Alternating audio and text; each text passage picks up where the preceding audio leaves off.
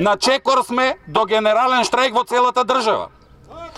Дојдовме 300, ќе дојдеме и 3000, ќе дојдеме и 30.000.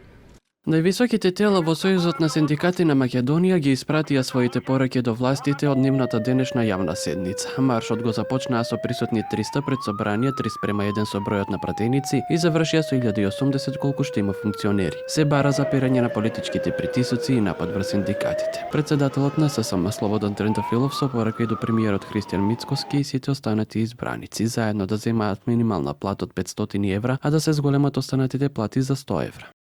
Да донесете одлука минималната плата да изнесува не помалку од 500 евра, да не бидете најголемите виновници за иселувањето на работниците од Македонија во наредниот период.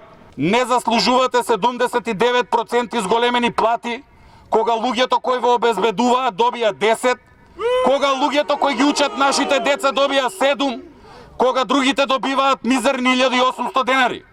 Трпедјановски, пак председател на УПОС, истакна дека ова е прва влада која одлучила за висината на минималната плата без да разговара со синдикатот. Со 1890 денари во управа и правосудство, 98% моментално вработени се под просек.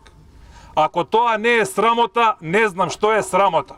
Маршот пред да пристигне кај влада застана и кај Стопанска комора, од каде ги предупредија работодавачите дека доколку нема реален пораст на минималецот, тие ќе бидат вистинските виновници што квалитетната работничка сила си заминува од државата и ќе дојде време кога ќе нема да можат да најдат работници, зашто младите не ни сакаат да помислат да работат за плата која што сега се дава.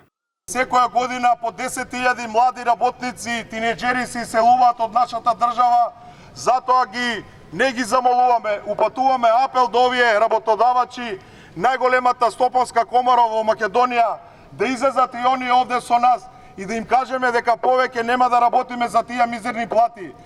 Од другата страна пак се настават дека висината на минималната плата е легитимна и утврдена согласно критериумите во Законот за минимална плата. И по закон мора да се објави висината на минималецот за да не би дошло до блокирање на целата држава, а висината од 1800 денари е донесена согласно законот.